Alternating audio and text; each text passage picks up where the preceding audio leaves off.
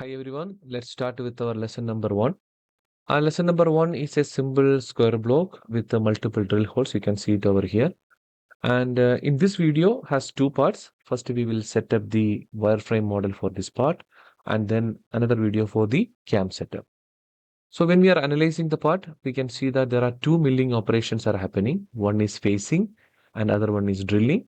The stock details are given over here that we will be using while we are doing the cam setup. And when we are checking the figure, it's a square block with a 100 by 100 dimension. There are multiple holes. You can see it over here. And these holes are 10 diameter. And most important thing is, when we are comparing the dimension, and we need to fix one point as an origin. Okay. Normally, the most common practice is we are setting the center as an origin and take all the relative dimensions. Say, for example, if you are fixing this as the center, this will be the first quadrant, this is the second quadrant, third quadrant, fourth quadrant. That means all the values in this quadrant will be positive x and positive y. Similarly, here it is negative x and positive y, and so on. Okay. But here in the software, we have a flexibility to fix any point as the center point or the origin point. Later, we can shift it to the required value for the cam setup. That I will explain in the cam setup process. And the wireframe 2D commands that we are using is a square here, then a circle, and we need to use one or two transform option like a translate, and this is a pattern or rotate option. So these are the basic structure of the lesson number one. Okay, let's start with the MasterCAM now. Okay, once you are coming to the MasterCAM, and we need to do some basic setup. So those basic setups are already discussed in the previous video. If you missed it, please watch that video so that you can make the basic setup before we are starting the actual drawing. Okay, now let's start. The first thing is make sure that you have all the tabs are available here. So if it is not available, any one of the tabs, you can go to the view command. There is a tab manager. You can make it active from here. Okay. The second thing is we can go to the axis option. We need the axis for keeping the reference. And if you would like to keep the grid on, you can keep it on. That will give you an orientation reference. So I prefer to keep it off for this particular figure. Later we will be using that one. So the 2D geometries can be done by using the wireframe options. You can see that all the basic 2D commands are available here. We will be using this one for creation of the 2D commands. In our question, first we need to make this particular square part of 100 by 100. So let's start with that. So for doing the square and rectangle, we have a rectangle command option. When you are clicking on that, you can see that in the left side, there is a prompt coming for, entering the width and height. So you have two options. First is you can go with the angle to the center. That means system will make a rectangle with a center as a fixed point, or we can call it a center rectangle. Okay. If you are not keeping it active, you can start with a corner rectangle. You can see that this is a corner rectangle. So in this question, I prefer to use the corner rectangle. As I told you, most of the cases we are using center rectangle for getting the other features easy. When we are using the mirror and other commands, so having a center rectangle is easy for the translate or the transform options. So we will see that in the coming lessons. Here, I'm just drawing the figure. You can see that it is highlighted by using a blue color. So once it's highlighted, that means it can accept dimensions. So I can enter 100 by 100. Okay, I'll click OK here. So you can see that the rectangle is here already.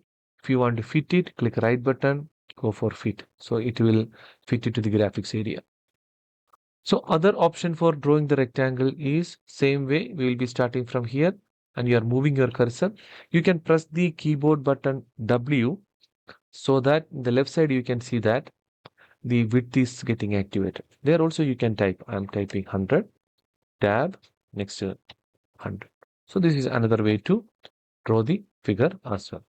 So when you are double clicking this one, you can see that the color changed it to dark blue. That means it cannot accept any more values dynamically, but still there are ways to change the dimension that we will discuss when we are moving forward.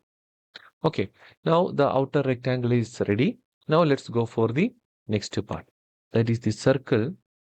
So when you are looking this circle, you can see that this is in the first quadrant compared to our origin, right? So this is like a x of 15. So this gap is 15 and the y of 60. So I need to place a circle of 10 diameter in a coordinate position of x15, y60. Okay. So how can we do that? For doing that one, there are two commands. First of all, I need to decide the location. For that, go to circle. Now I need to know where is the exact location, right? So for doing that one, you can go to here. This is auto cursor fast point. Click on that. It will allow you to enter the value. So I will enter 15, comma 60. So that will accept that as a position. When you move your cursor, so this position is actually the 15 by 60 position. This is one way. Or what you can do is same way, rather than clicking over here, the easiest method is pressing spacebar. Click on the spacebar, 15, comma 60 will do the same job. See? Okay. So just to keep the circle here, we know that the diameter of the circle is 10. So I'll be entering 10 here. Click OK. And that's it. So the circle is here. Okay. Let me tell you one more thing. So if there are two tick button you can see, one is blue and the other one is green. The blue represents, say for example, I'm drawing a circle. The blue represents the command will be staying there for further inputs. For example, I'm entering the circle, click blue. The command will be there. You can continue with the circle as long as you need it. Okay. If you are done with the circle command, you can press on the green button to finish it off so that you can go with the other commands. So that is the difference of those two. Okay, let me delete this. Now we have our circle. So what is the next command here? We need to have this circular pattern, right? So for getting this pattern, we need to have another circle which is 35 away from this circle. So for doing that one, what we can do is we can go and use something called a transform command. Transform are the commands which is using for making some transformation, position, offset and layout of the existing geometry. So let me show you an example. And you have your figure here and by mistake you keep the origin wrongly. You can come to this particular command, move it to origin. So system will activate the sender. In a single click, you can see that the entire geometry is moved to the origin as a sender reference. Going back, you can click again here. Okay, this is how it is. Okay, so other commands are also here. When you are making any transform options, you can see that the color of the 2D will change, but you can come click right button. This will take you to clear colors. Okay, now I need to move this one to a distance of 35. So for doing that one, the command is called translate. Click on the command. See, this is very important. You can see that this prompting, the system will show you what is the next step to be done for doing this particular operation. So what is this one? Select entity. So I have this entity selected. This is the only entity I need to select. So I will be clicking end selection. Now I need to move this one to 35. This is, we know that this is X direction. You can directly enter 35. So it will move.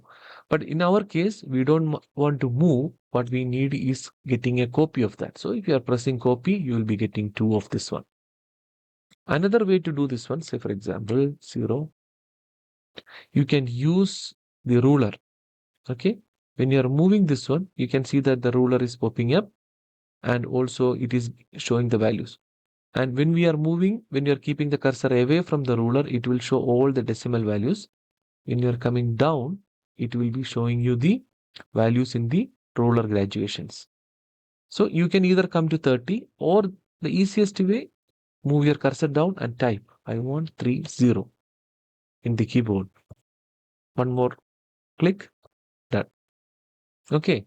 So these all are working in the same way by entering a 30 in this area or entering it over here by using the keyboard. So we got this one. We are okay with this. Click right button and make it normal color. Okay, now let's go back and check. So here we need to have a pattern, or we need to have 3 extra numbers of this hole, which is at an angle of 90 degree here, right? So for doing that one, there is a command called rotate. Click on rotate and it will be asking for the selection. I'll be selecting here. This is the one I need to rotate. In selection, you can see that automatically the center is over here. You can increase the number by giving total sweep. Say for example, if I'm giving an angle of 360 degree, you can see the difference. See, 6 circles are here around the origin. So this is the concept. So we need to activate total sweep and give the angle. But our case is we need to have it over here, 90 degree here, right? So for doing that one, first we need to change the center position. Center is here. So rotation center point, reselect it. My center is this. I don't have this many numbers. I have only 3 extra at an angle of 90. See, this is how it is. You can shift the center and also you can give the values over here. Always remember in MasterCAM, the starting position is the 3 o'clock position. That means this is the position and always it is taking anti-clockwise. Okay, this is good now. Exit and clear colors. So the top part is ready. Now let's go for the bottom part. Okay. So the bottom part, you can see that the bottom part is this one. When we are analyzing this, this one is actually a mirror image of this, but on the fourth quadrant. That means move it to this side, right? So the idea is we can mirror it down and move it to the fourth quadrant rather than drawing everything from the beginning. So for doing that, we will be using another command here, which is the mirror command. Okay, selection, I need to select everything. You can individually click all these 5, or you can select by using the window selection. Now, selection is done. Here in the left side, there are x-axis, y-axis, and xy axis, angle, and vector. I'll show you all these quickly. So x-axis means, and it will be with respect to the x-axis, but we need to show an offset in y-axis, any position in y-axis. Say for example, currently I'm showing this position in y-axis, so it will be making a mirror in the x-axis direction. See, this is x-axis, but we need to show offset in y-axis. One way to do that one. If you're looking for y, see, as I selected this one, it is showing like this. If you're selecting something else like this, it will show accordingly. Okay. And for x and y axis, it's self-explanatory. It will be showing the two x-axis transformation, sorry, x-axis mirroring and y-axis mirroring together. Okay, let me show you how to use the vector command. In vector command, you can draw a line at any fixed position for mirroring. That will be act as axis of mirror.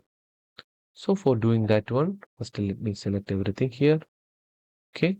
So say for example, I want to do this one between these 2 points. So what I can do is I will go here, define the first point of mirror axis. I'll select this point. Then you can move, see, define the second point of mirror axis. So I'm keeping this. So you can see that with respect to this, it's mirrored.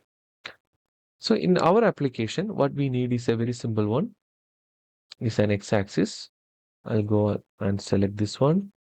In selection, not this one. I'll go to x-axis with respect to this. Click OK. Now I can click right button and clear the colors. Now I want to move this one to the right side. So moving this one to the right side, as shown in the figure, we need to use a command called translate again. Click on translate, select. Okay. So you can see that the axis origin came in this position. So the total distance to be moved is, it is actually here. The mirror is actually here. So it needs to be moved to here means 35 plus 10, total 45, but from the center of the circle, right? So you can see that this is not in the center of the circle. Move and fix it to the center of the circle. And plus here, then x direction, you need to move to 35, right? So I'll enter, sorry, 45. 45. See, it moved to 45. But it took a copy, but this time we don't need a copy. We need the move command. Click OK, click right button and clear the. So the 2D figure has completed now. And now we need to convert this into 3D. Normally for doing this kind of operations, no need to convert into 3D, but I prefer to do that one for the visualization purpose. So to do the 3D, we need to do one important step. So we have done so far something called a wireframe modeling, right? So we are going to the 3D now. So we need to keep these two as a two separate levels. Go to level. The existing level, we will call this as wireframe. Okay. Now I am going to create one more layer that is for the solid. Click plus button. This layer is solid. Okay, so whatever I'm going to do in the solid will be recorded over here. So I can, make them visible whenever I need it. So these things are very much applicable while we are doing the CAM operation. Okay, so and make sure that the 2 is active so that the remaining things will be recorded under the layer 2. So to make it as 3D, I'll go back to toolpath, click right button and go to isometry. Okay, now there is a solid command here. Click on that, go to extrude. So one chaining window will come. This window is a very important window. So we will explain about each of this one later. And currently you need to make sure that the continuous chain, this command is active. And I will be selecting the outer one, then click OK. So you can see that by default an extrusion is happened down. The direction is correct. So I want it for our question. It's 30 here. Okay. Let's go for 30. Okay. This is fine and click OK. I use this click option, the blue tick option, so that I will be, still in the extrude solid extrude for further extrude operations. Here I'm selecting these, say for example, I'm selecting these circles and I want to go down, click OK. So for going down, there is another option called the cut body. Whatever you have selected is here and I'm giving an 8 mm depth. Let's see here. Okay. So this is the normal practice. You can do it in this way. I'll click OK. Do it in this way, but I prefer to do it in a different way that can be used for the entire lessons, including the complex geometry. We can follow that method. So this is one of the method for making the extruded cut, but there is another method for doing that. I will go to the solids. I don't want this extruded cut now. Just this extruded cut I will delete. Just to refresh it so it will be updated in the graphics area. So how we are going to approach this one, let me show you. Go to model preparation, where split the solid model faces. I'll take this. I want to separate the top face. I'll click on this face, remove history. Now it should be removed from the entire geometry. So how can we do that? Just to go back, select everything, end selection. So we are telling they have separated all the entities as a separate part. Click OK. Now to do the whole part, what we need to do is come here. There is a push pull option. Click on push pull. So come and select this. Each area you can see. For example, you can push it down or you can make it up. So all these things you can do, but I want to do it in the other surface. So this surface, this is my surface 1, 2, 3, 4, 5, 6, 7, 8, 9, and 10. All 10 holes are selected. I know that I want to go down. So just click on the arrow. If you want to go down, you can press and keep it down. So in order to get the accurate value, keep it here and enter -8. You need to press twice in the enter button. 1, 2. So you can see that there is a hole created. Click OK with the 8 mm depth. So this is the best way to do this one. Use solid for making the extrude. Go to model prep for doing the split and push pull command to make the holes. So when you are checking the level, you can see that there are 2 levels. At any point of time, if you want to hide the wireframe, click over here. Don't show the wireframe.